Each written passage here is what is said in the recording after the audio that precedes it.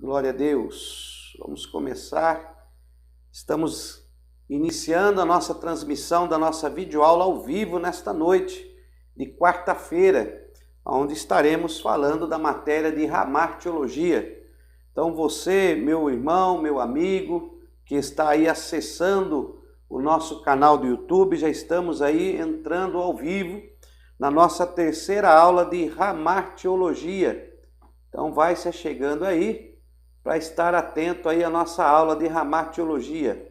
Também estamos iniciando neste momento a nossa transmissão pela nossa página do Facebook. Então você aí que tem a nossa página do Facebook, estamos entrando agora ao vivo pela nossa página do Facebook aí para termos a nossa aula de Hamartiologia. Hoje é a nossa terceira aula de Hamartiologia.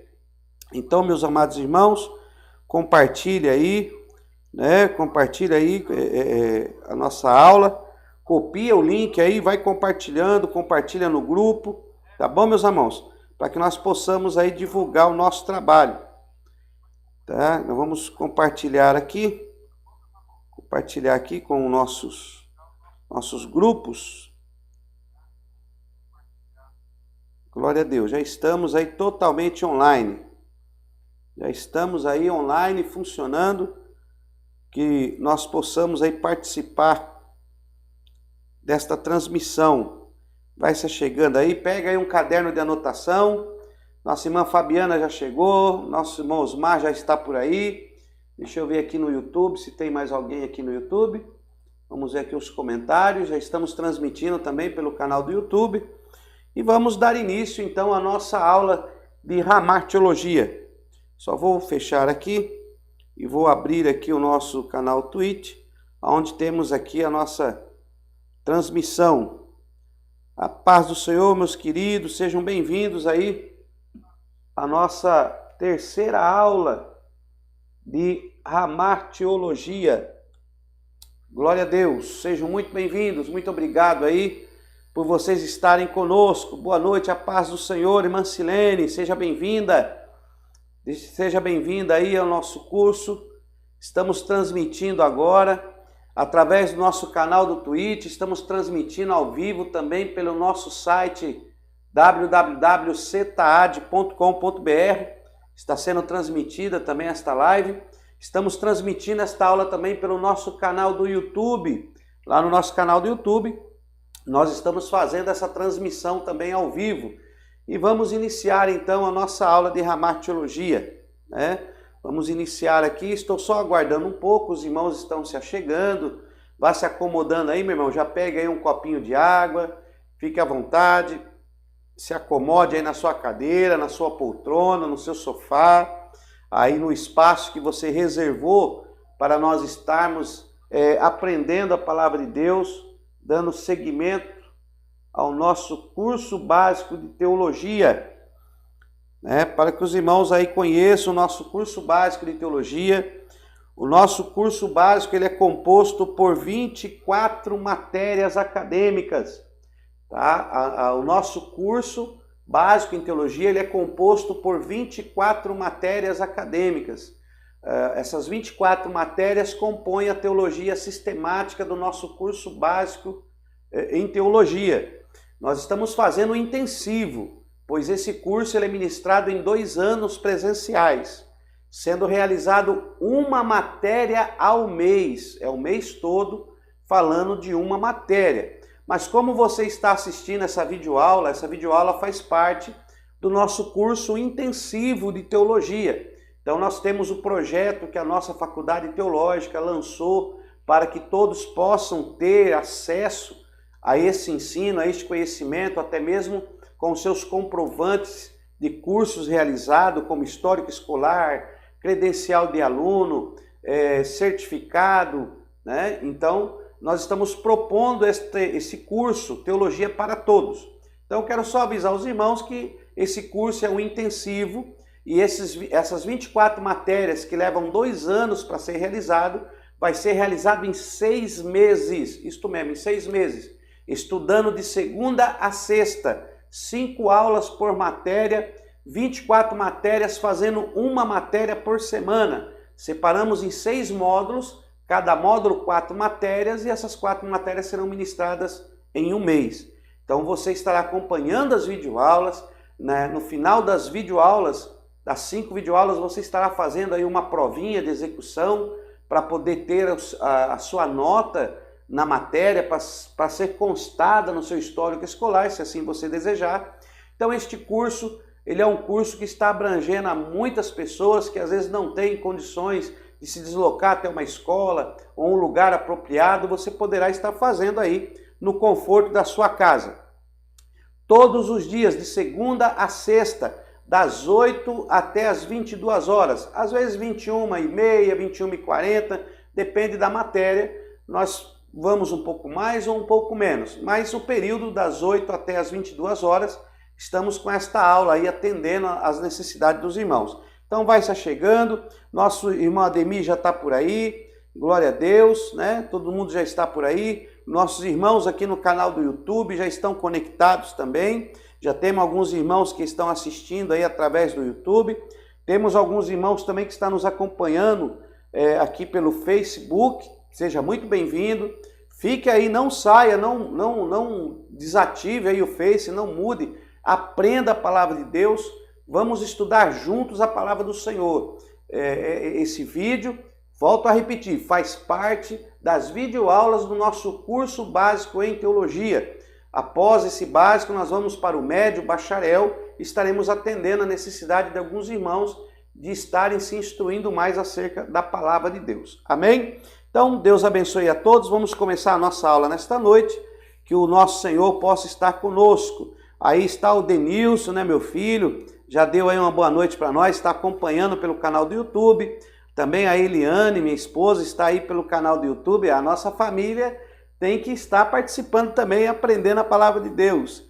A nossa irmã Eunice Félix também está nos acompanhando. Boa noite, minha irmã. Seja muito bem-vindo aqui na nossa sala de aula, que damos início neste momento. Que Deus abençoe. Então, sem delongas, vamos começar a nossa matéria, a nossa videoaula desta noite, que nós estamos aqui fazendo de segunda a sexta-feira. Bom, meus amados irmãos, estamos aqui mais uma vez na nossa aula de Ramartiologia. Você que já assistiu a primeira videoaula, já assistiu a segunda videoaula, estamos falando sobre a doutrina do pecado, como o pecado se iniciou. Falamos do pecado ali no Éden, quando se iniciou com Adão, na raça humana, quando deu início ao pecado na raça humana. Falamos também na aula anterior sobre as consequências que esse pecado trouxe à raça humana. Mas existem algumas coisas que nós precisamos entender acerca do pecado. O pecado que é errar o alvo, transgressão, desobediência, insubordinação, estar em desacordo com a lei e a palavra de Deus, em desacordo de uma maneira que chega a ofender, ferir, matar, intervir na vida do próximo, como acontece através do pecado. Então, pecado é errar o alvo, ou seja, você está num caminho e você erra o caminho, você está pecando, tá? Falamos já sobre o pecado nessas esferas. Mas então, agora dando sequência à nossa videoaula, nós vamos falar sobre o que o pecado afetou e quais são os caminhos que o pecado se utiliza para entrar na vida do ser humano, tá? Então nós vamos falar um pouco sobre isso. Eu quero convidar você a abrir aí a sua Bíblia. Abra a sua Bíblia, você que está aí na sua casa agora, o nosso material didático, tá? O nosso material didático, você pode abrir aí na página de número 13. Nosso material didático é a página de número 13, que nós vamos falar aqui. Então você pode estar abrindo aí na página número 13 do nosso material didático. Nós vamos falar sobre o pecado e a sua consequência e qual caminho que o pecado achou para adentrar na vida do homem. Como que nós temos que lutar contra o pecado. Como detectar a ação do pecado na nossa vida, as portas que o pecado encontra na nossa vida para adentrar o nosso ser e assim nos induzir, nos levar a pecar e, por causa do pecado, sermos destituídos da glória de Deus. Como você já aprendeu na aula passada que nós não somos pecadores, quem aceita a Cristo é santo, porque vive da prática da santidade, então nós aprendemos os caminhos que o pecado toma para entrar na nossa vida. Então nós vamos falar sobre isso neste momento. Então aí, quem tem o material, nós vamos comentar algumas coisas do nosso material da página 13 do nosso livro. Se você não tem, entra no nosso grupo, solicita aí para os irmãos, para os alunos.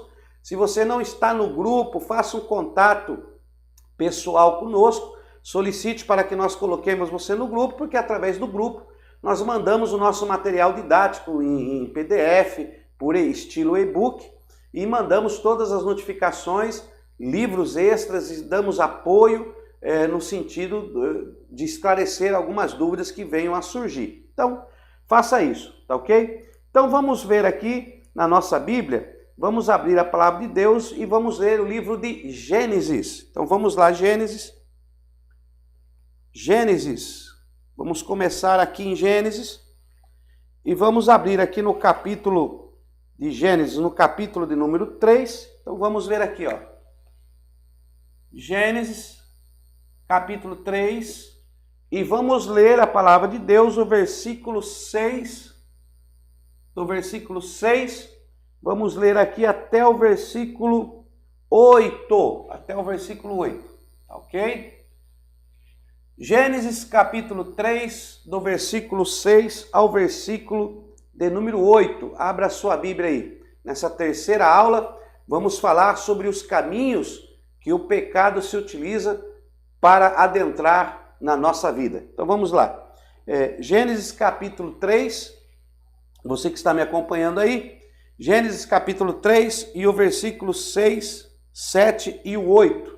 Está registrado assim na Sagrada Escritura: vendo a mulher que aquela árvore era boa para se comer, agradável aos olhos, desejável para dar entendimento, tomou do seu fruto e comeu, e deu ao seu marido, e também deu ao seu marido, que estava com ela, e ele comeu.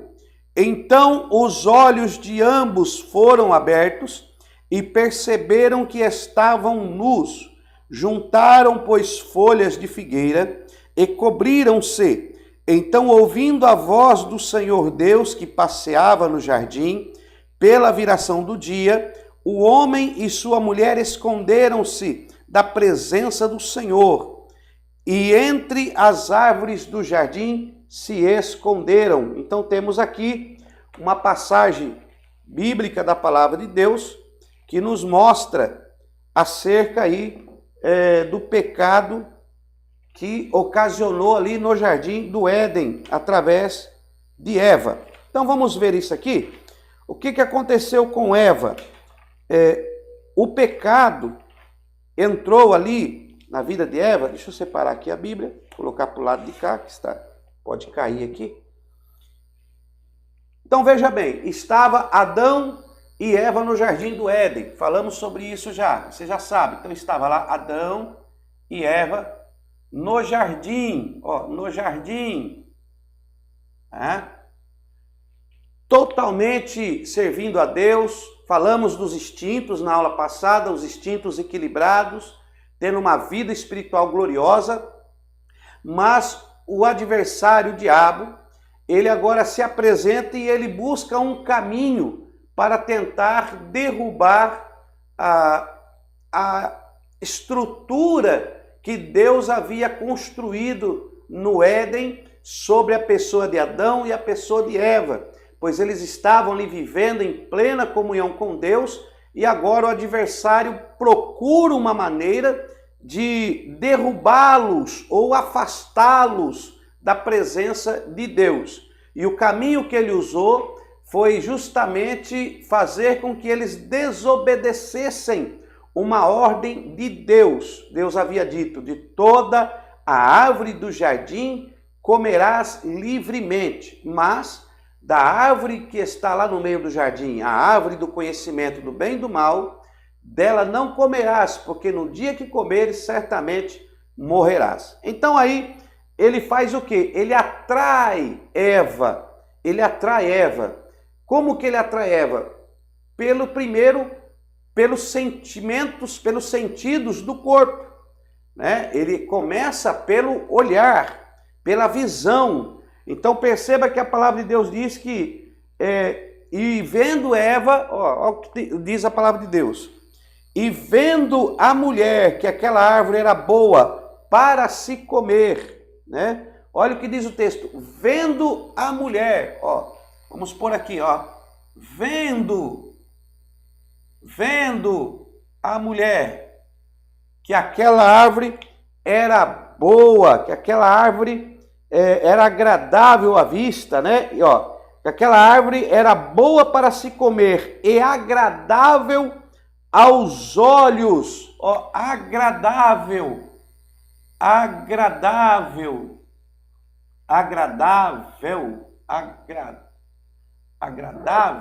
olha aí, agradável aos olhos. O que mais que ela viu, o que mais que ela percebeu?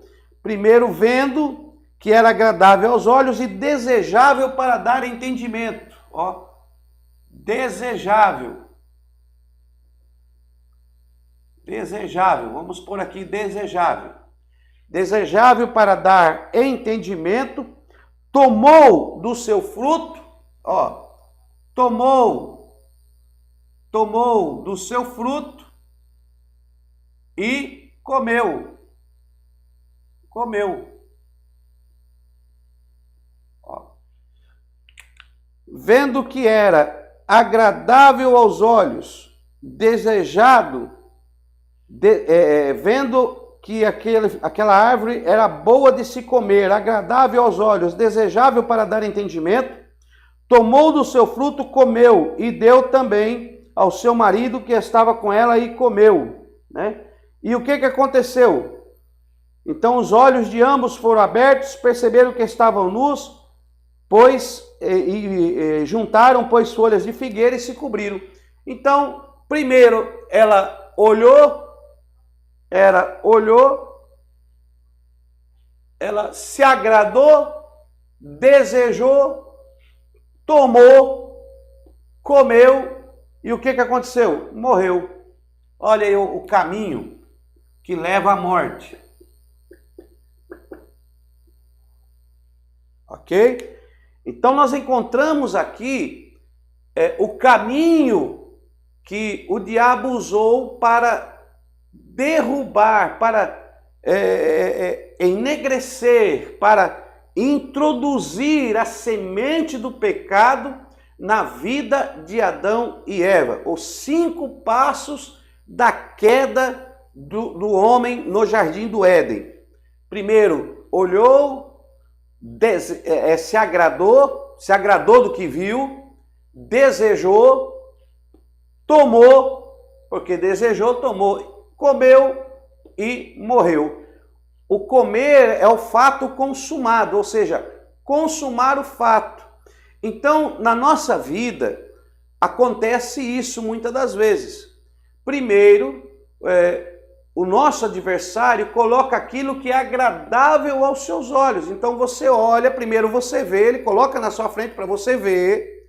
Aí você vê aquilo, o objeto, a coisa, ou a pessoa, ou algo, você vê, e aquilo aos teus olhos parece muito agradável. Poxa, aquilo é agradável. Olha, eu ter aquele carro é agradável. Olha, eu estar ali parece agradável. E aí você vai desejar, desejou. Depois de desejar, você vai querer adquirir por causa do instinto de aquisição. Você então vai usar do instinto de aquisição e vai querer adquirir. Se você não conseguir adquirir por meios corretos, você vai querer adquirir por meios errados e imorais, vai tomar e vai comer, ou seja, consumar o fato. ou o roubo, ou o furto, que muitos não conseguem se controlar por causa dos seus instintos descontrolados e cometem o roubo, cometem o furto. Outros não conseguem se controlar e acabam fazendo coisas absurdas, né? E quando ele faz isso, ele acaba pecando. E quando ele peca, é introduzido então a semente do pecado e o leva à morte. Então esses são os passos que levam a pessoa à morte, que leva a pessoa ao caminho errado da palavra de Deus, que leva a pessoa a muitas vezes ferir o seu irmão, ferir a sua irmã, desejar o que não pode ter, querer aquilo que não pode possuir, porque ele não tem um equilíbrio, não consegue controlar os seus instintos, não consegue controlar os seus temperamentos. A sua personalidade ela é mais forte. O seu intelecto, o seu pensamento, a sua vontade, né, o seu sentimento fala mais forte. E como ele não consegue se controlar, então, através dos sentidos do corpo, ele é levado a pecar diante de Deus. E depois que peca, vem a vergonha, depois que peca, vem o desespero, depois que peca, aí vem a consequência dos atos que a pessoa tomou. Então devemos entender que há um caminho que é feito no mundo espiritual, que o diabo se utiliza dessa expertise para tentar derrubar o homem e a mulher, não só da presença de Deus, mas derrubar até da presença ou do convívio da sociedade. Se você permitir, ele vai te tirar da presença de Deus e vai te tirar do convívio de uma sociedade. Como tirar do convívio da sociedade? Porque você vai cometer um crime contra uma sociedade e será preso. E através do operar do maligno, ele vai te tirar até do convívio da sociedade. Então você tem que entender isto. Como que o pecado jaz na vida de alguém. E eis que o próprio Abel passou por isso e Deus deu um alerta na vida de Abel. Olha aí a palavra de Deus. Vamos ler a palavra de Deus. Abel e Caim. Olha o que diz aqui. Abel, Gênesis no capítulo 4. Abra sua Bíblia aí. Gênesis capítulo 4. Vamos ler aí do capítulo 4 em diante. Vamos ler do capítulo 4 até o 6 mais ou menos, para nós entender. Olha a palavra de Deus aí no livro de Gênesis. Pega a sua Bíblia. Olha o que acontece. Isso aconteceu. E Deus, ele sempre avisa. Então você tem que estar atento à sua vida, à sua dignidade. Você tem que ter uma vida digna diante de Deus, diante dos homens. E ter cuidado, porque o maligno, ele está às portas. A Bíblia nos mostra que o diabo, nosso adversário, está ao nosso derredor, bramando como leão, buscando, planejando uma maneira de te tragar. Então, você tem que tomar cuidado, porque ele quer te tragar, ele quer te tirar da sociedade, ele quer tirar a tua moral, ele quer tirar a tua integridade, ele quer afetar a sua vida, não só na sociedade, mas até mesmo junto com a sua família. E ele usa de artimanhas. Ele usa de artimanhas. E você tem que entender quando o diabo está trabalhando. Nós vamos falar mais sobre isso, segura aí. Vamos ler aqui, olha o que aconteceu. Gênesis capítulo 4, versículo 4.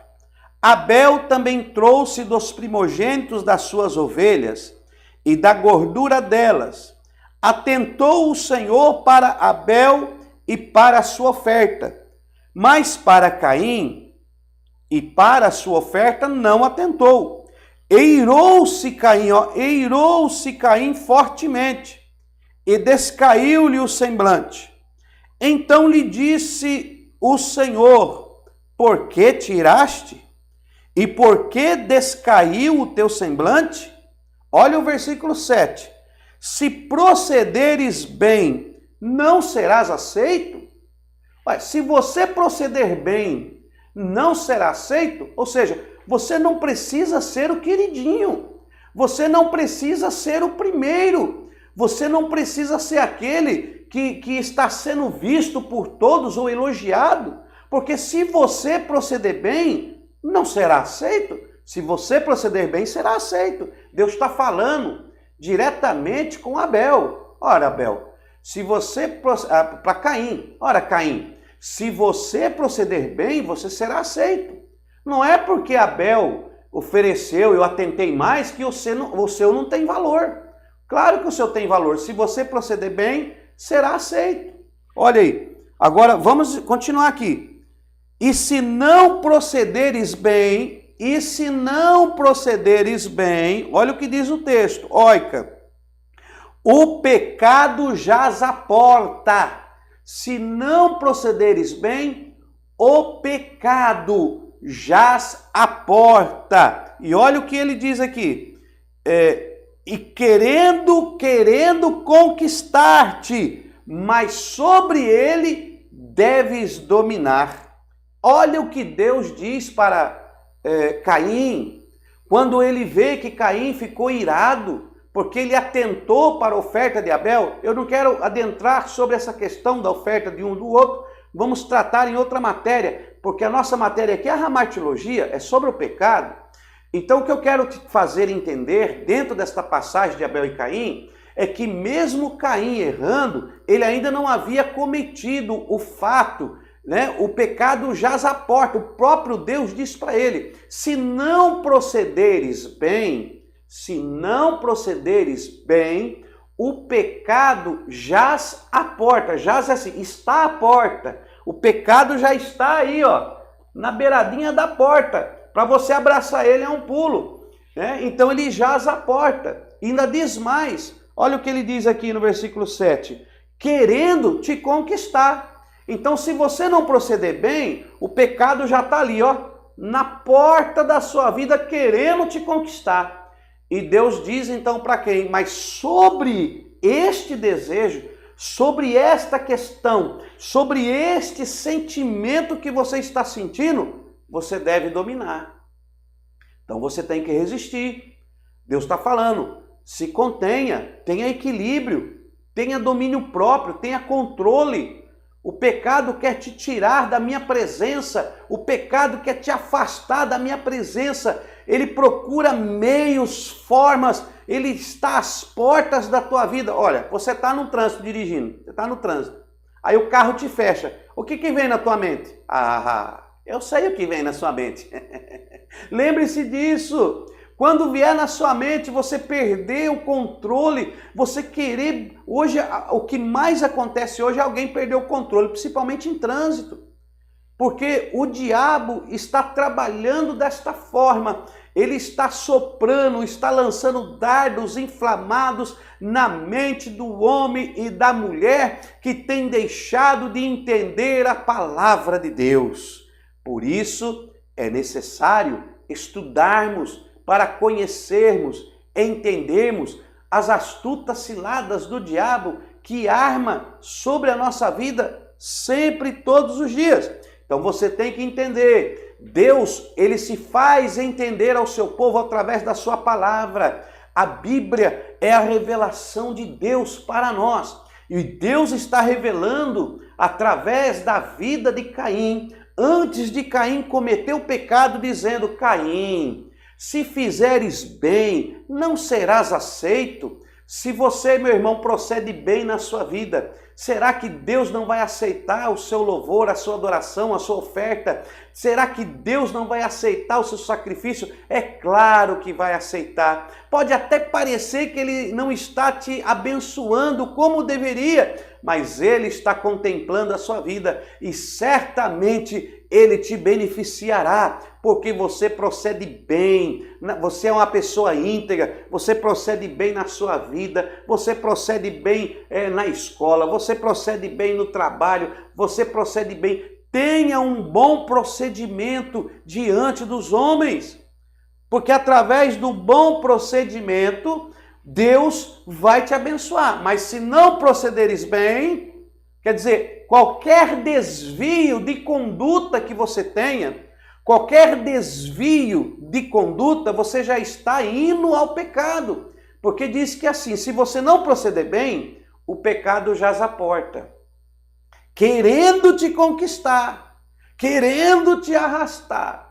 E se você deixar, meu irmão, aí ele vai entrar na sua vida e aí você vai sofrer a consequência. E aí não tem oração, não tem campanha, irmão, não tem vela branca, não tem vela preta, não, irmão, não tem nada não. A consequência você vai passar.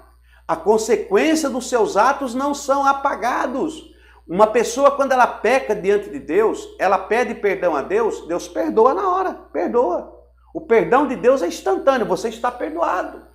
Você está arrependido? Oh, Deus, me arrependi, eu fiz isso, não era para... Se arrependeu, me arrependi, está perdoado. Só que o perdão te isenta no mundo espiritual, mas no mundo físico há uma consequência. E você agora vai ter que passar a consequência do que você cometeu. Será que Adão, quando caiu no Éden, será que ele não se arrependeu? Se arrependeu. Será que ele não chorou? Chorou. Será que ele não lamentou? Se lamentou. Deus até preparou uma justificação na sua vida espiritual. Quando Deus prepara a própria roupagem de pele de animais para Adão e para Eva, porque eles se cobriram com folhas de figueira, está no texto, você lê depois, eles se cobrem com folha de figueira e Deus tira as folhas da figueira e prepara uma veste de pele de animal. Não é eles que, é Deus que faz. Olha aqui, você tem que ver isso aqui. Olha aqui, Gênesis, olha Gênesis. Ó, Gênesis, no capítulo de número 3, versículo 7. Então os olhos de ambos foram abertos e perceberam que estavam nus. Juntaram, pois, folha de figueira e cobriram-se. Olha aí, se cobriram de vergonha.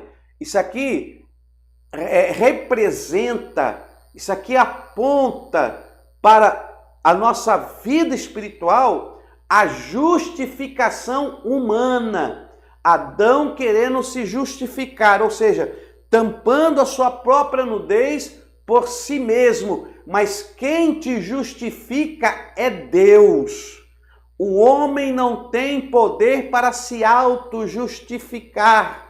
Quem justifica é Deus. E aí Deus faz o quê? Deus tira as folhas de figueira deles, que eles fizeram. Olha aqui, vamos continuar lendo aqui, ó. Chamou, porém, o Senhor Deus o homem e lhe perguntou: onde estás? Ele respondeu: ouvi a tua voz no jardim e tive medo, porque estava nu e me escondi. Eu estou lendo Gênesis capítulo 3, versículo 10, olha o 11. Perguntou-lhe Deus: quem mostrou que estava nu? Comeste da árvore que te ordenei que não comesse? Comemos. Passamos a ter entendimento. Disse o homem à mulher: que me deste por companheira, deu-me a árvore e eu comi. Então disse o Senhor Deus à mulher: que é isto que fizeste?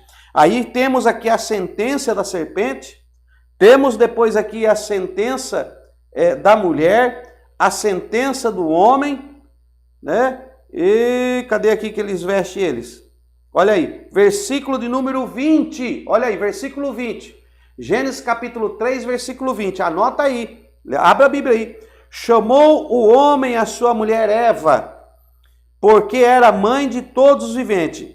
Versículo 21. Fez o Senhor Deus, não foi Adão e não foi Eva.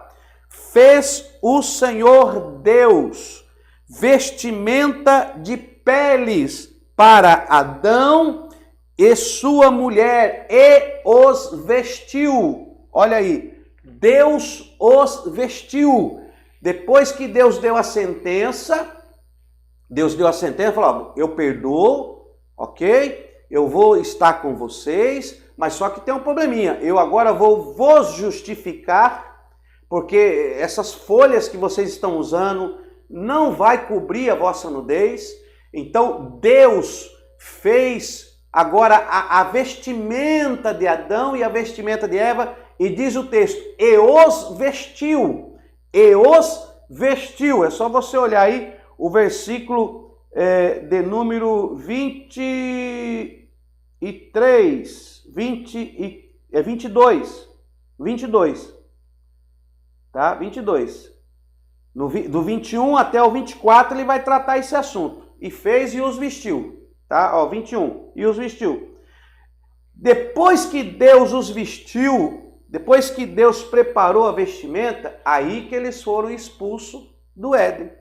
Então Deus não despede ninguém de mão vazia.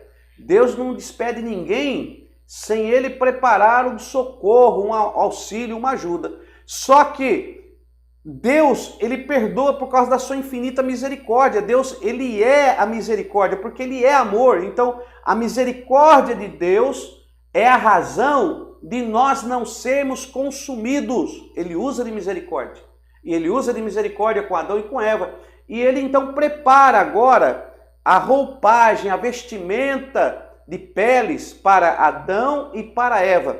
Aí vem a questão: se Deus preparou a vestimenta de pele, então ele matou algum animal. Ele teve que fazer o primeiro sacrifício de um animal para arrancar a pele e colocar em Adão e Eva. Então Deus, ele já estava ali tipificando, dando a entender que para tapar a nudez do homem, para justificar o homem, alguém tinha que morrer. Era através de uma morte que o homem seria justificado. E por isso que lá vamos entender lá em Levítico que os animais eram sacrificados para a expiação do pecado, mas não tirava, só cobria. Só cobria.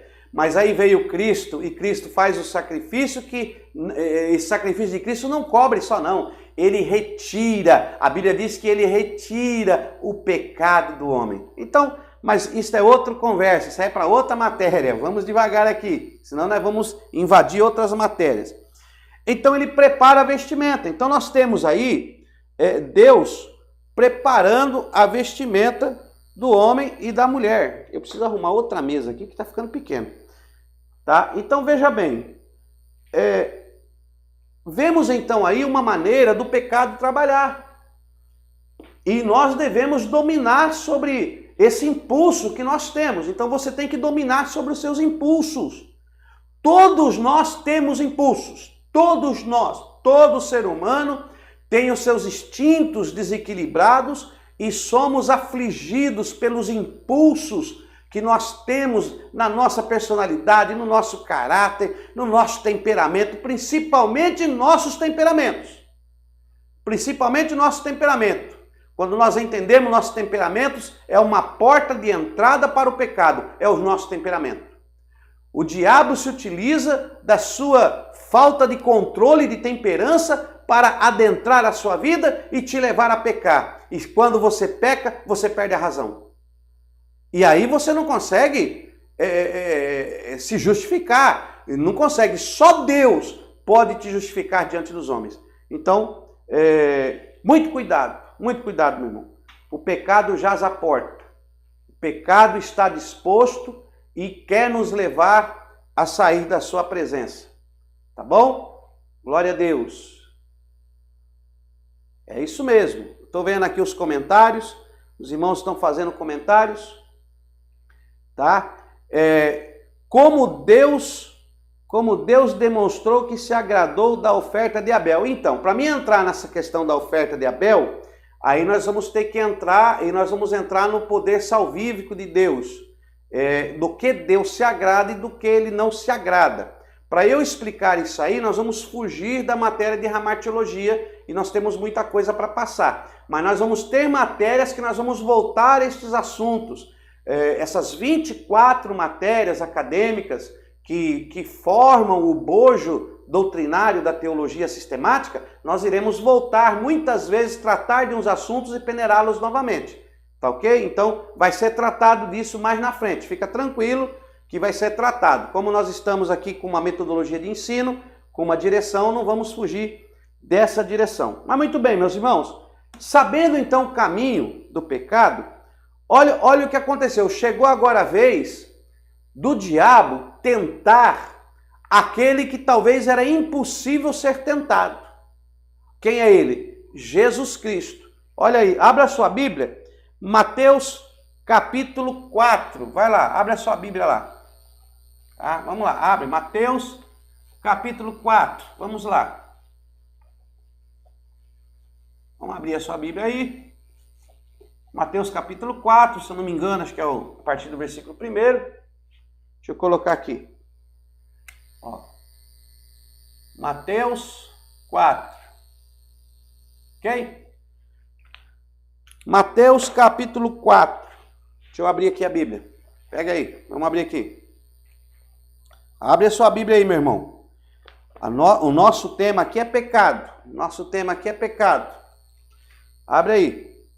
Mateus capítulo 4. A tentação de Jesus. Jesus, ele nos ensinou muito, nos ensina muito acerca da tentação. Então, como vamos falar da tentação, vamos fazer um cronograma aqui, ó. Deixa eu fazer aqui um cronograma para você.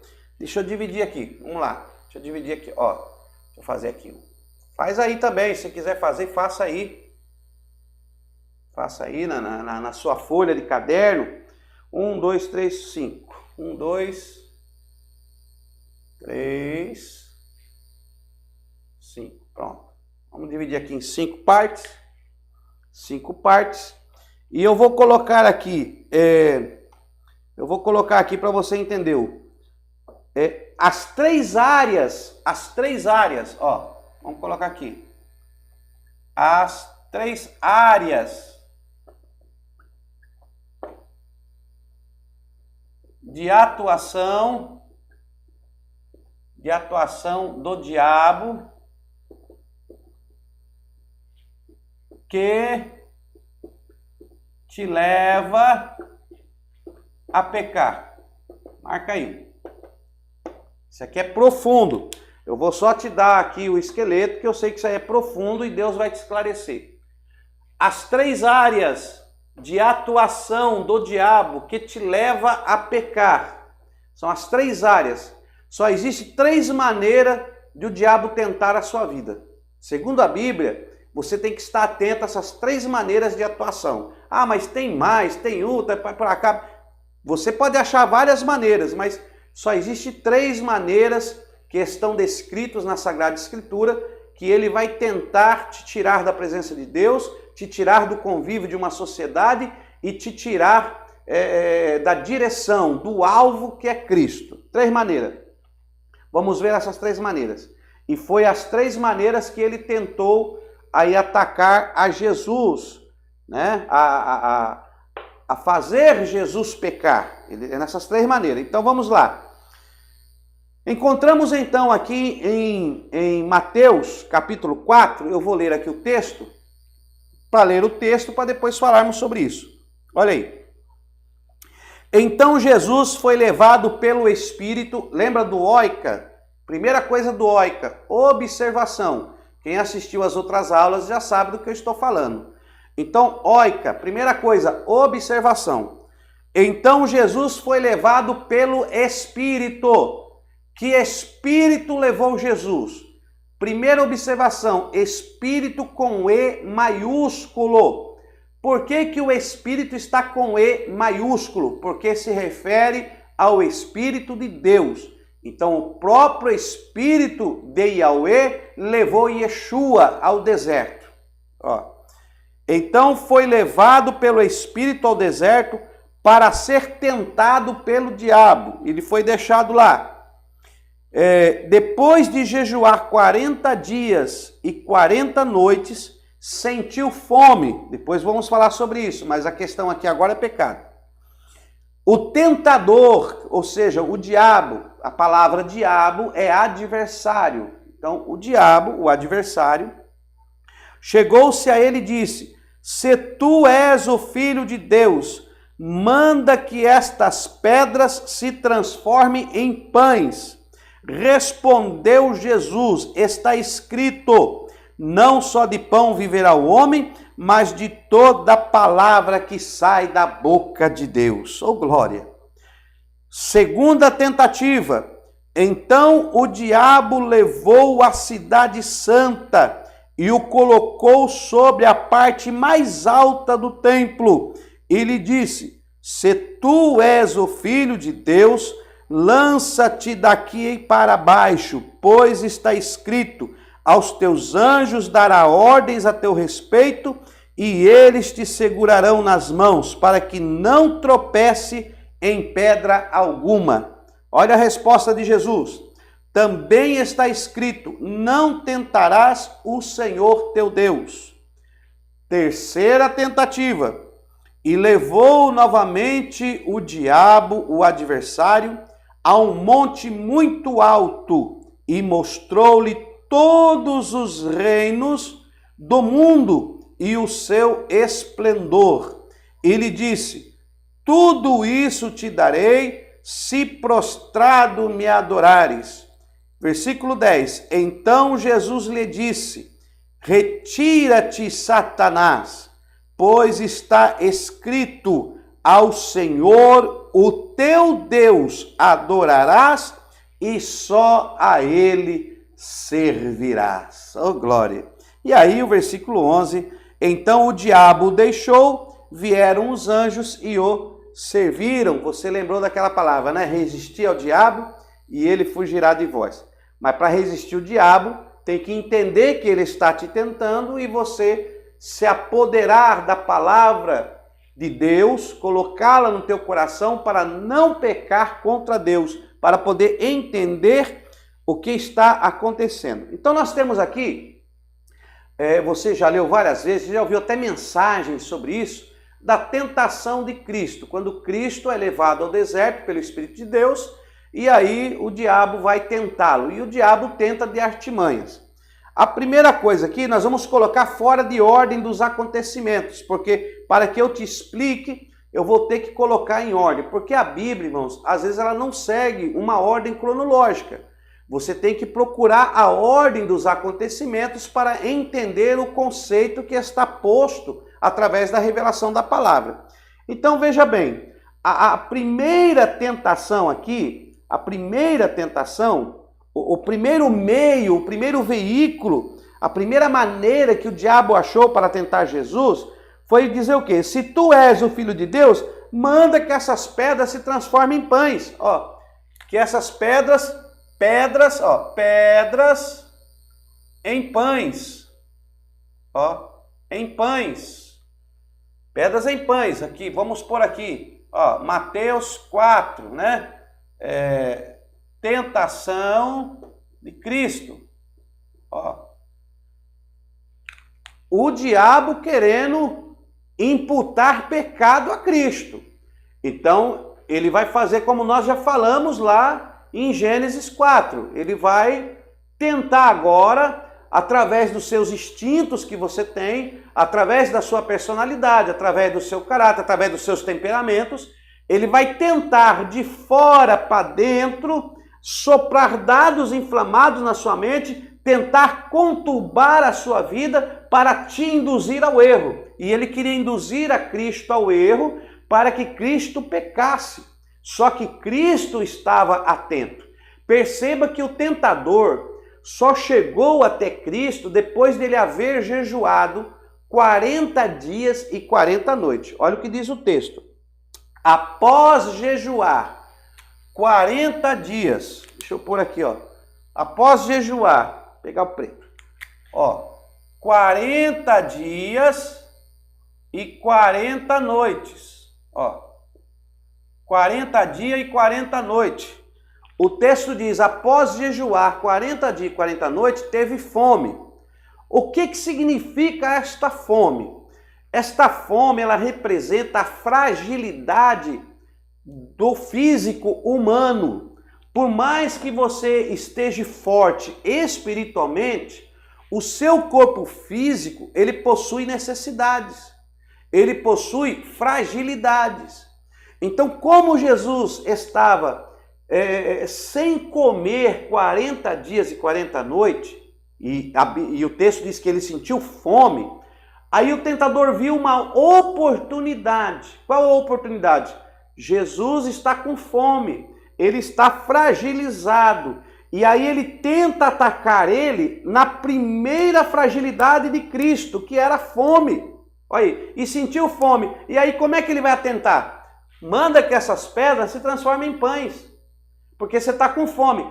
Então, a sua necessidade, a sua fragilidade, naquele momento que você está passando por uma fragilidade, é naquele momento da sua fragilidade humana que o diabo vai tentar implantar na sua vida o pecado para que você caia. É neste momento. Tem pessoas que, o que acontece? A pessoa, ela tá noiva, aí terminou o noivado. Aí a mulher terminou o noivado, foi embora, a pessoa fica triste, cabisbaixo, minha mulher me deixou, tá fragilizado, aí vem o bonito lindo, né? Vem a bonita linda. Aí se aproxima aquele amigo chegado, aquela amiga chegada, aí você tá fragilizado. Quando pensa que não, você já tá tendo um outro relacionamento. Né? Um outro relacionamento, às vezes não chega nem a separar da mulher, às vezes uma briga, sai chateado, aí vem lá o outro bem-te-vi ou a bem-te-vi lá toda floreada, né? E vê que você está fragilizado sentimentalmente, aí vem lhe trazendo lá um carinho, um conforto, o diabo assoprando, e quando você pensa que não, pronto, você caiu no pecado de adultério, caiu no pecado de fornicação. Por quê? Porque você não observou, você não se preparou, você não resistiu àquilo que estava sendo proposto na sua vida, que era agora um desencaminhamento do caminho que você estava seguindo diante de Cristo, da sua fidelidade para com a sua esposa, da sua fidelidade para com sua família. Então é nesse momento, meu irmão, de fragilidade, que o diabo tenta imputar o pecado na nossa vida. E você tem que estar atento. Às vezes você discutiu com a sua mãe, saiu bravo de casa. Cuidado, o diabo vai tentar agir no seu descontrole, na sua destemperança. Então, quando Cristo estava com fome, o tentador se chega até ele. Aí o tentador chega. O tentador nunca vai chegar quando você está forte, mas sempre vai chegar quando você está perdendo o controle, quando você está fragilizado. Aí chega até Cristo. Olha aí, transforma essas pedras em pães. Transforma essas pedras em pães. E o que Jesus diz para ele? Nem só de pão viverá o homem, mas de toda a palavra que sai da boca de Deus. Jesus está dizendo, eu estou com fome. Eu estou numa dependência humana. Eu estou passando por este momento, mas eu não vou usurpar, né? Usurpar. Eu não vou usurpar a autoridade que Deus me deu. Eu não vou fazer isso, porque a palavra de Deus me sustenta. É lógico que a palavra de Deus não ia matar a fome da barriga física de Jesus, mas só que ela ia dar força para ele se controlar até o momento dele poder comer. Eu vou me aguentar mais um pouquinho. Não, eu vou aguentar mais um pouquinho. Eu vou resistir essa vontade, esse desejo mais um pouquinho. Resiste, meu irmão, mais um pouquinho. Tem gente que nesse pouquinho está se deixando cair. Resista mais um pouquinho. Deus está falando com você que está ouvindo esse ensino de Ramar Teologia através desta palavra que não é minha, mas esta palavra que é revelada de Cristo, e essa palavra tem vida, se renova, ela alcança a sua vida aí do outro lado, aonde você está, da maneira que você está, e ela renova a sua vida para que você levante a tua cabeça, aguente mais um pouquinho, porque a ajuda de Deus, a ajuda de Yahweh está chegando na sua vida. Então ele chega, na fragilidade, tá ok? Segunda tentativa, olha o que o diabo faz. Olha o que o diabo faz. Versículo 6. Né? Aqui é no versículo 3. Vamos pôr o versículo aqui. Que é o versículo 3. 3. Transforma essas pedras em pães. Aí depois vai para o versículo 5. Então o diabo o levou à cidade santa e o colocou sobre a parte mais alta do templo. E disse, tu és o filho de Deus, lança-te daqui abaixo, porque está escrito, aos teus anjos dará ordens a teu respeito, e eles te segurarão nas mãos, para que não tropeces em pedra alguma. Respondeu Jesus, está escrito, não tentarás o Senhor teu Deus.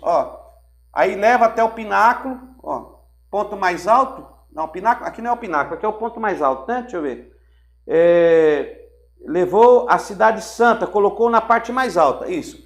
levou lá na Cidade Santa, vamos pôr aqui, ó, Cidade Santa, parte mais alta, onde tinha visão, parte mais alta, a parte mais alta, e fala para ele o que, ó, lança-te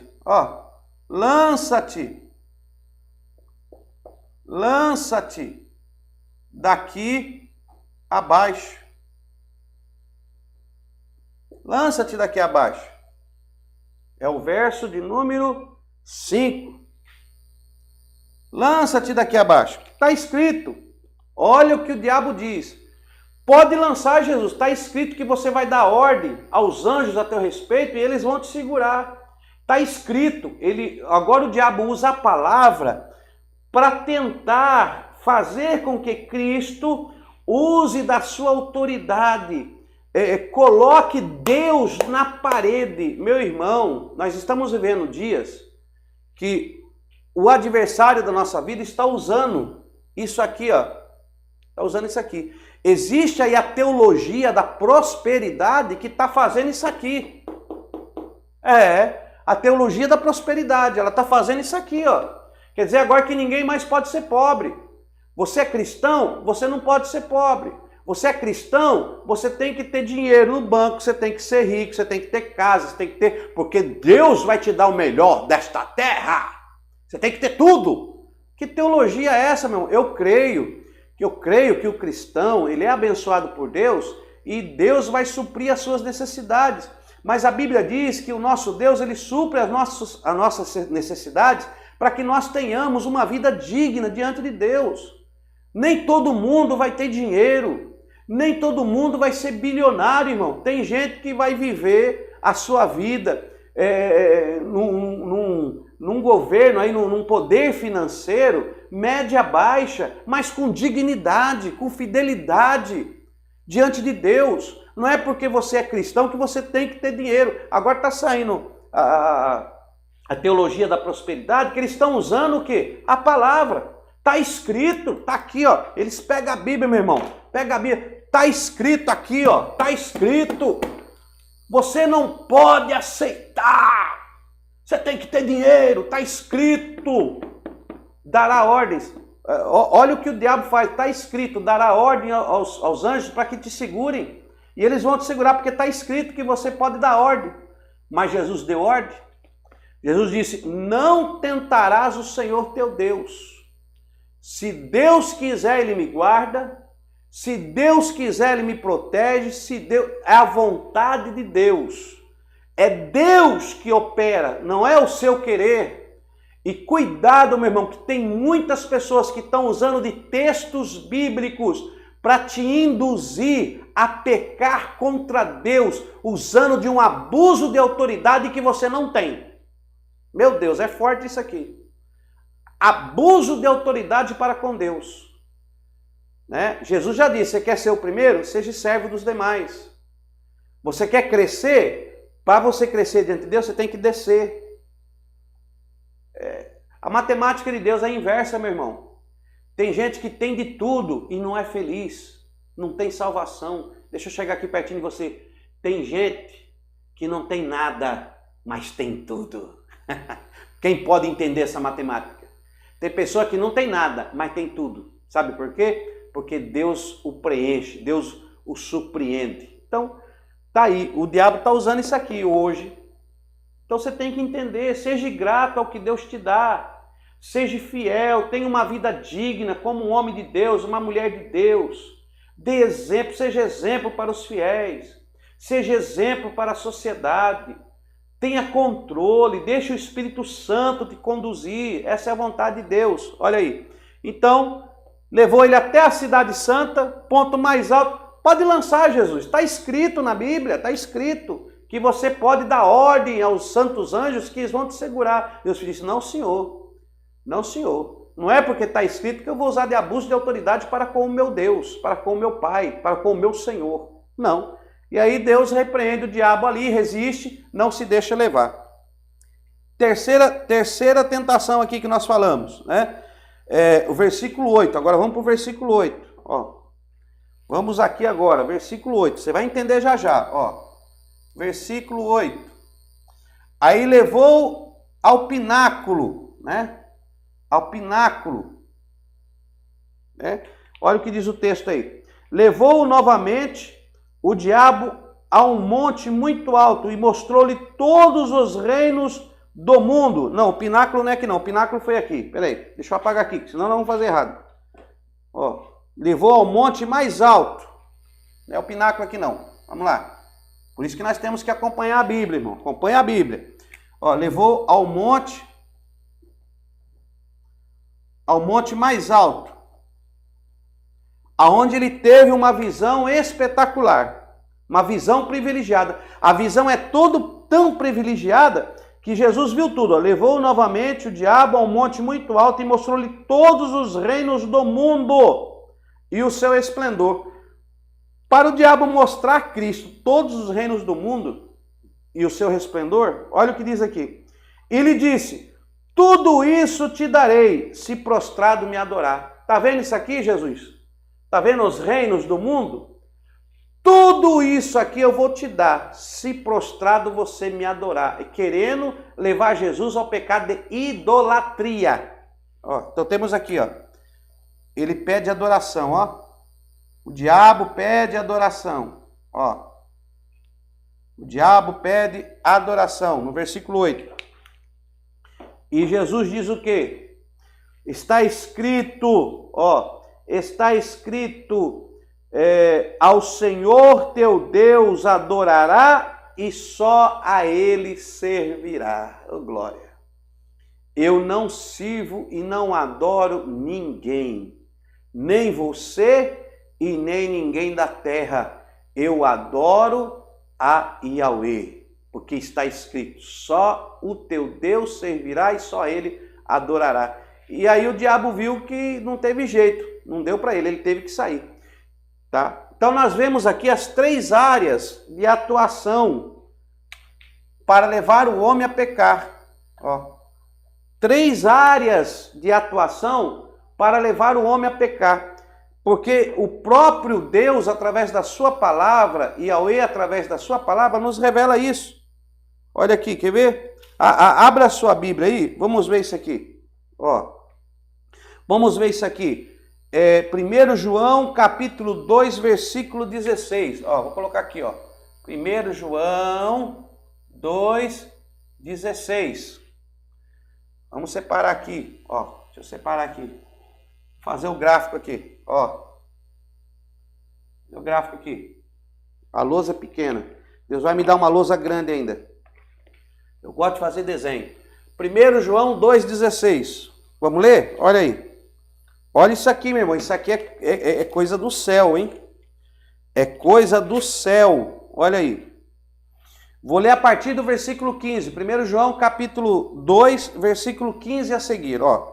Não ameis o mundo, nem o que há no mundo. Não ameis o mundo e nem o que há no mundo. Se alguém ama o mundo, o amor do Pai não está nele. Muita gente lê esse versículo e pensa que ele está falando o mundo, que o crente não pode ter um carro, que o crente não pode ter uma casa. Veja bem, não ameis ao mundo e nem o que há no mundo. Ele vai falar o que é que tem no mundo. Ó, não ameis o mundo e nem o que há no mundo. Se alguém ama o mundo, o amor do Pai não está nele. Olha o versículo 16. Pois tudo o que há no mundo, o que há no mundo? Olha aí, a concupiscência da carne, a concupiscência dos olhos e a soberba da vida, não é do Pai, mas do mundo. Ora, o mundo e a sua concupiscência passa, mas aquele que faz a vontade de Deus permanece para sempre. Ele fala de concupiscência, e algumas Bíblias está escrito cobiça, algumas traduções é cobiça, né? Então ele diz o seguinte, ó, não ameis o mundo e nem o que há no mundo. Ele não está se referindo a coisas materiais, ele está se referindo a coisas imateriais que o diabo se utiliza para te atacar e te derrubar da presença de Deus. Porque existem vários significados de mundo na Bíblia, né? Por exemplo, Deus amou ao mundo de tal maneira que deu o seu Filho unigênito para que todo aquele que nele crê não pereça, mas tenha a vida eterna. Que mundo é esse? Ele amou ao mundo de tal maneira. Quando fala que Deus amou ao mundo de tal maneira, está se referindo às pessoas. O mundo aí representa as pessoas. Ele aponta para as pessoas. Que Cristo amou de tal maneira, porque a terra vai passar por um processo de purificação, mas a salvação de Cristo é para a humanidade, para os homens que receberam o pecado em si porque pecaram contra Deus. Então Deus amou ao mundo. Quando fala que Deus amou ao mundo, Deus amou as pessoas. Ele amou os seres humanos, ele amou ao homem, à mulher, a sua criação. Deus criou o homem de tal maneira, então Deus amou. E Cristo deu seu Filho unigênito para que todo aquele que nele crê não pereça, mas tenha a vida eterna. Então, às vezes na Bíblia, o mundo está se referindo à pessoa. Às vezes o mundo está se referindo a um sistema, a uma sociedade, uma organização social, né? Às vezes quando fala do mundo, está se referindo ali ao mundo do pecado. Então você tem que entender que nem sempre a palavra mundo na Bíblia é literal. Então quando diz assim, não ameis ao mundo e nem o que no mundo há, ele não está se referindo a coisas materiais.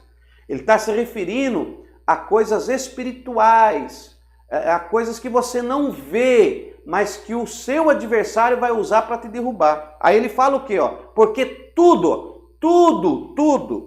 porque tudo que há no mundo, aí ele vai dizer, a concupiscência da carne, a concupiscência dos olhos e a soberba da vida.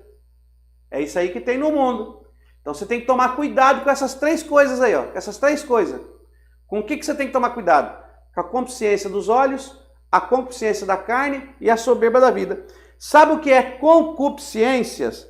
Concupiscências, ela deriva da palavra concupera, né? Uma palavra latim, que significa forte desejo, no caso, no texto, pelas coisas do mundo, por essas coisas que não são físicas, mas que vão te afetar na sua vida para com Deus e te levar a pecar contra Deus.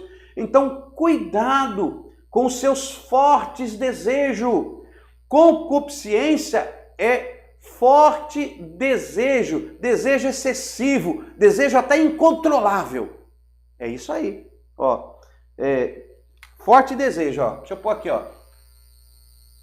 Concupiscências. Concupiscência. Forte desejo. É diferente. Por exemplo, você tem um desejo aí de ter um bem material. Você tem um desejo. Mas você não vai matar por isso. Se você não conseguir comprar, paciência. Quando você puder, Deus te der a graça, você adquire. Você tem um desejo. Mas a concupiscência é o desejo excessivo. É o forte desejo, aquele desejo que você não consegue se controlar. Aí ele cita três coisas: a concupiscência da carne. Concupiscência da carne. Então vamos lá. João 2,16. Concupiscência da carne. Vamos colocar aqui, Concupiscência da carne. Primeiro. Concupiscência da carne. Depois ele fala o quê? A concupiscência dos olhos. Então vamos lá. Concupiscência dos olhos. Vamos pôr aqui, Concupiscência dos olhos. 2. E depois a soberba da vida, Soberba da vida. Olha aí. 3. Porque tudo que há no mundo, a concupiscência da carne, o forte desejo da carne, aí existem vários fortes desejos, tanto para um lado até sexual, sentimental, pecados aí contra a moral. Então vai longe isso aqui, vai longe.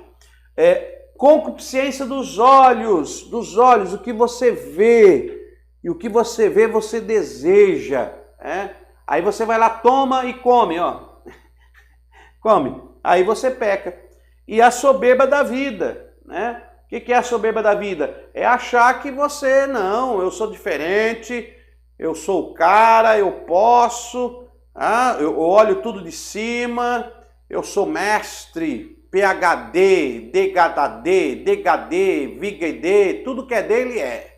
Eu estou sempre certo, eu não erro, eu sou um professor que ensino corretamente. A humildade passou longe. A unidade passou longe. Nós todos estamos aprendendo. Ninguém é sabidão de tudo, não. Estamos aprendendo a palavra de Deus. Trocando informações, conhecimentos e a graça de Deus crescendo e orando e o Espírito de Deus revelando e o Espírito de Deus nos lapidando, nos moldando e nós vamos crescendo, meu irmão. Ninguém sabe tudo, não. Mas tem pessoas que, meu Deus, é só o sangue de Jesus. E para essas pessoas a soberba pode pegá-las mais fácil, porque elas não veem que possa ter outras pessoas que possa trazer algo mais que elas não têm. Então isso é um perigo muito grande. Soberba da vida. Olha aí. Aí temos aí, concupiscência dos olhos, soberba da vida. O que aconteceu com Eva lá? Né? Ó, aí nós temos lá, no Jardim do Éden, né? Vamos pôr aqui, Adão e Eva, ó. Adão e Eva. Como que eles foram induzidos ao pecado? Através de tudo que há no mundo. Através de tudo que há no mundo. Concupiscência da carne, concupiscência dos olhos, soberba da vida. Qual a primeira área de ataque que a serpente usou com a mulher? Ó, vendo a mulher.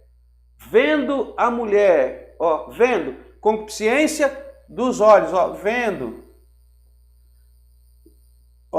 a mulher que o fruto era bom, ó, agradável aos olhos, vendo a mulher. Então, vendo, concupiscência dos olhos. A serpente conseguiu envolvê-la na concupiscência dos olhos. Olha aí. O que mais? Como mais? Ó, boa para se comer, ó, boa para se comer. Concupiscência da carne, ó. Boa para comer, olha aí. Concupiscência da carne, para comer. Manda que essas pedras se transformem em pães. Olha a atuação. Porque tudo que há no mundo, concupiscência da carne, concupiscência dos olhos, soberba da vida. O forte desejo. Ela sentiu um forte desejo de comer o fruto. O desejo foi tão grande que ela não resistiu. A Eva foi lá, pegou o fruto e comeu. Não resistiu. Não podia comer outra coisa, meu irmão? O Éden cheio de frutas, pode comer de tudo. Para que querer comer aquilo? Porque primeiro ela viu, foi agradável aos olhos e ela foi lá e viu que era boa para comer. Ah, não, essa fruta é melhor que as outras. Manda que essas pedras se transformem em pão na sua necessidade. Se alimente. Não. Vendo a mulher, concupiscência dos olhos. Olha a concupiscência dos olhos, o que o diabo fez com Cristo. Levou ao pináculo, a parte mais alta. Lança-te daqui abaixo. Olha aí. Lança-te daqui abaixo. Ah, não. Aqui é o contrário. É aqui, ó. Então aqui é a 2, ó. Por isso que eu falei para os irmãos que não está em ordem cronológica. Ó. Aqui é a 3 e aqui é a 2, ó. Aqui se refere à concupiscência dos olhos, ó. Vendo, levou a um monte tão alto, mostrou-lhe todos os reinos da terra. Jesus viu os reinos da terra. Então o diabo tenta ganhar Jesus através dos olhos, para que ele desejasse os reinos.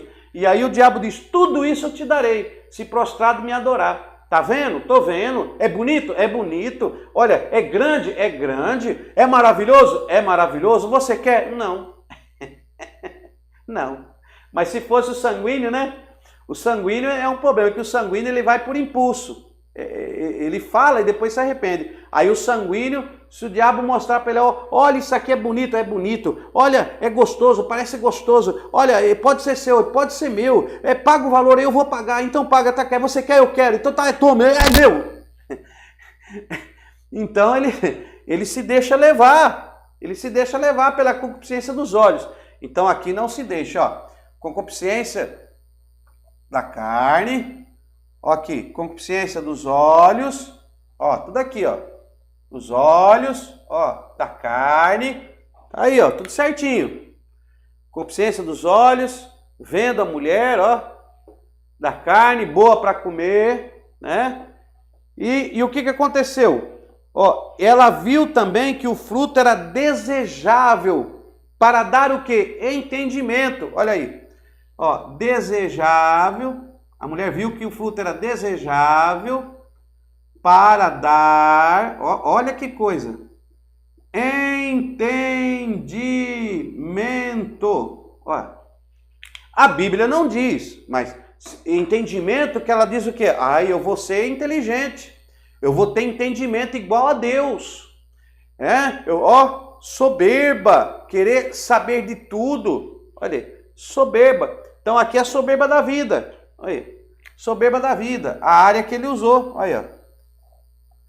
Soberba da vida. Lança-te daqui abaixo, porque está escrito, você vai dar ordem aos anjos. Soberba da vida.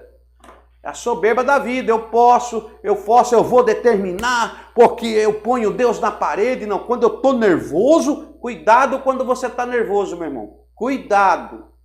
A maioria das vezes, quando nós pecamos, é porque nós perdemos o controle emocional, perdemos o controle físico, perdemos o controle da mente, perdemos o controle espiritual. Para o diabo, é o melhor momento dele te levar para o poço.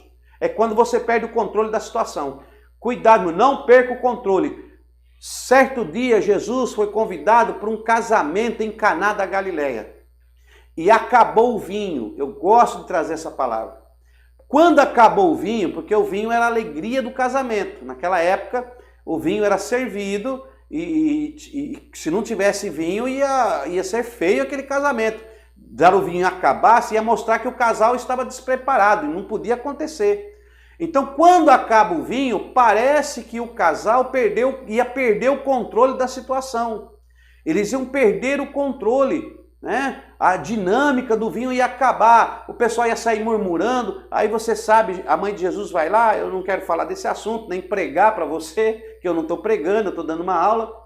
E nós temos que saber controlar, quando uma coisa é uma e é outra. Só que eu quero que você entenda que Jesus, ele vem para dar controle da situação. Aí Jesus estava lá, o que ele fez? Transformou a água em vinho. Tão bom que quando o mestre Sala provou da água transformada em vinho, ele disse, nossa, separaram o melhor para depois. Normalmente coloca o melhor primeiro e por segundo o vinho já mais inferior, mas vocês guardaram o melhor. Porque Deus, quando Ele controla a sua vida, Ele prepara o melhor para você. Então, Cristo, através do Espírito Santo que habita em você, não quer que você perca o controle. Se segure, faça como Deus orientou para que Caim não fizesse lá atrás. Cuidado! Se você tem esse forte desejo, se você procede mal, o maligno jaz à porta e sobre este desejo você tem que dominar. Se controle, porque Deus está trabalhando a seu favor. Então, cuidado, não se deixe levar não, tá ok? O inimigo trabalha no descontrole. Então, como vencer esses ataques do mundo na nossa vida? Como vencer a concupiscência da carne? Como vencer a concupiscência dos olhos? Como vencer a soberba da vida? Olha aí, você vai vencer através da palavra de Deus. O que diz a palavra de Deus? Yeshua e Yahweh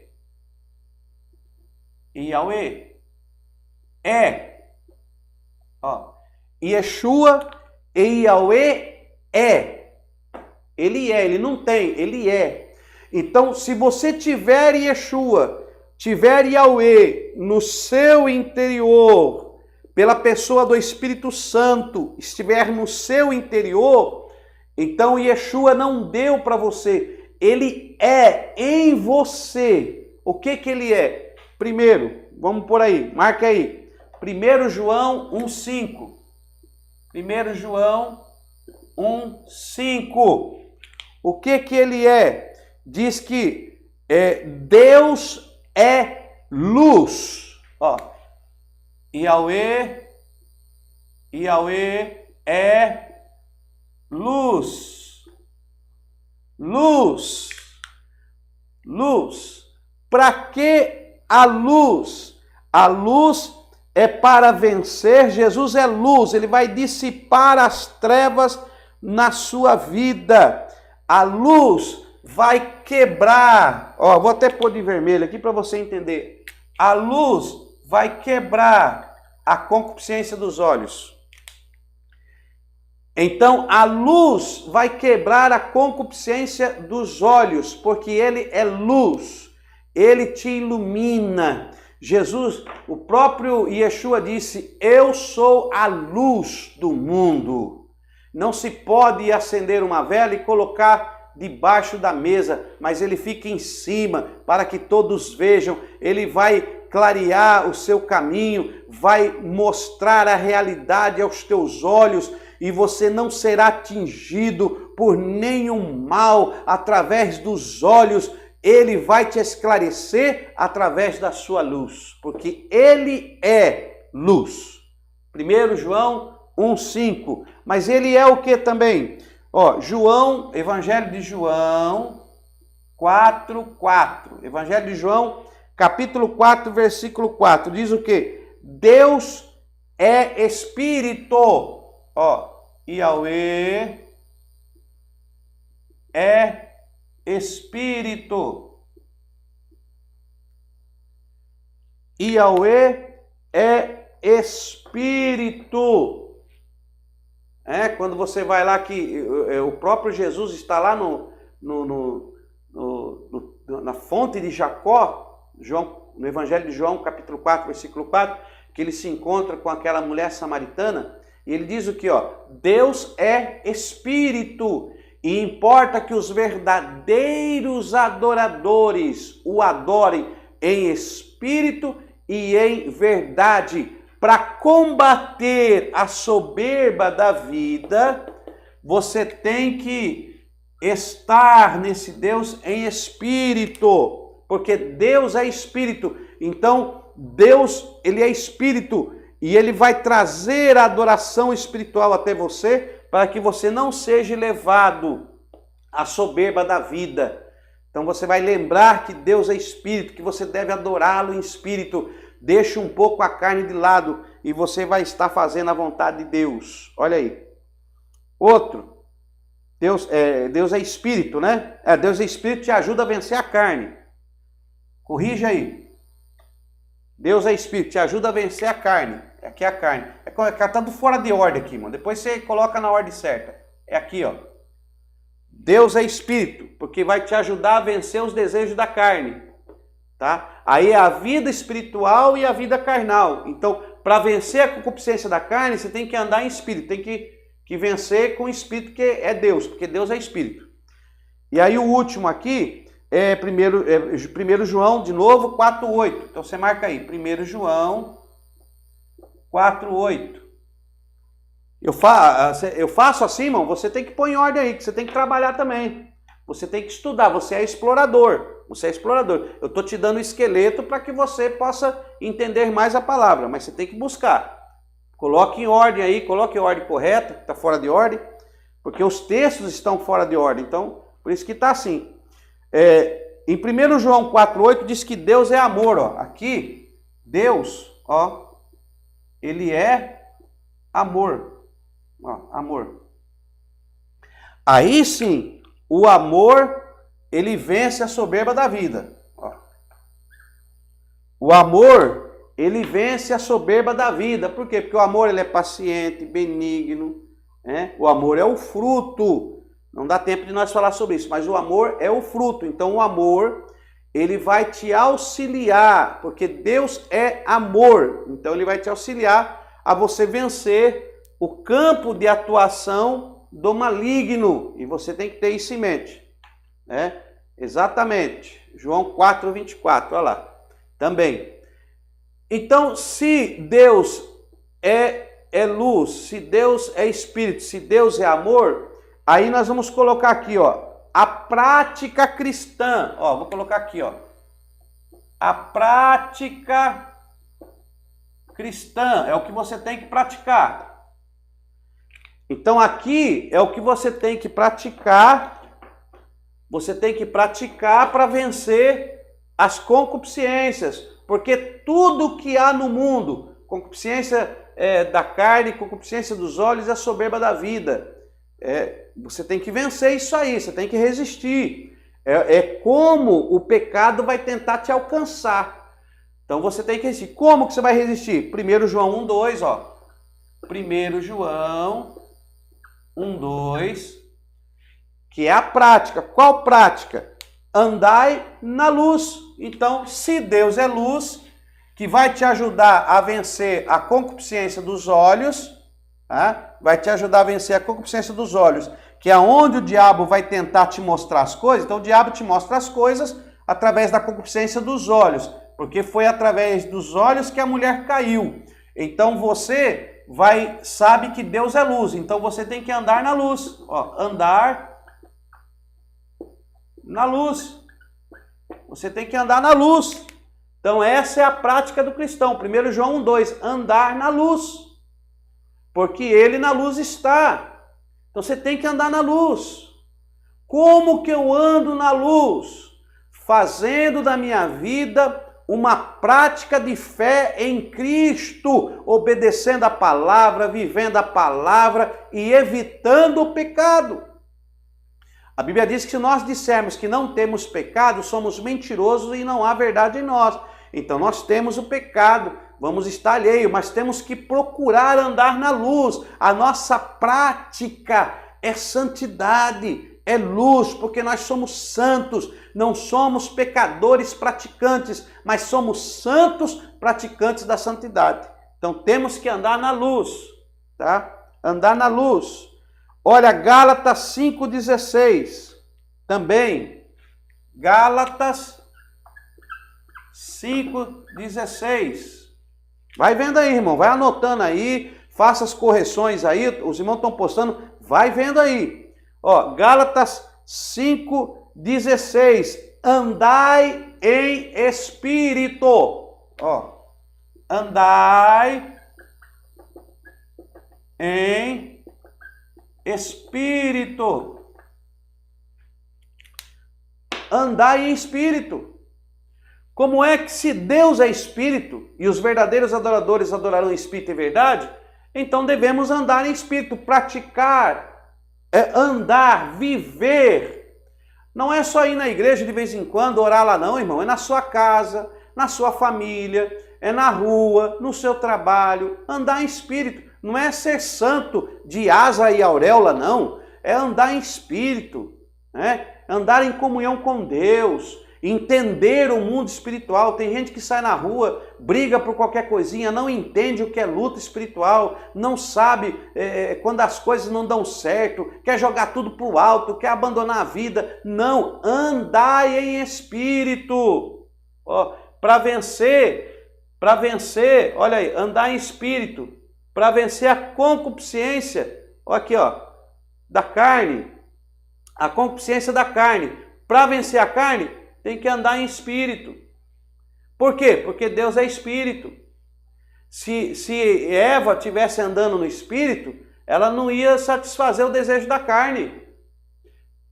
Porque nós possuímos um corpo físico para interagirmos com a matéria e temos o espírito para interagirmos com o imaterial. Vamos falar disso na próxima aula. Como nós interagimos no mundo espiritual e no mundo material. E o pecado tenta te atingir no mundo material, através do físico. que através do físico ele vai colocar em você a semente do pecado. Jesus disse que nós pecamos até em pensamento, mas o consumar o pecado é no físico. Porque o diabo não lê o seu pensamento. O diabo não sabe o que você está pensando, ele sabe o que você pratica. Então o acusador não acusa o que você pensa na mente. Ele acusa o que você pratica, o que você faz, o que você vive. Só Deus, só Cristo pode examinar os seus pensamentos e saber o que você pensa. Então só Cristo pode te acusar no pensamento. Saber o que você pensa, mas o diabo não, ele não sabe o que você pensa, então ele tenta implantar para que você, dentro do físico, você cometa o pecado, você consuma o pecado. Ele fez isso com Eva, tentou fazer com Cristo. Por que ele não atacou Cristo espiritual? Não tem jeito, meu irmão. Mas quando Cristo estava com fome, Cristo estava em forma humana, ele falou, agora eu derrubo ele. E não conseguiu, porque Cristo estava atento. Então andar em espírito. E para vencer a última aqui, né? Você anota aí, que aí já é Efésios 5:2, ó. Efésios 5:2. Andai em amor. Andar em amor. Quer vencer a soberba da vida?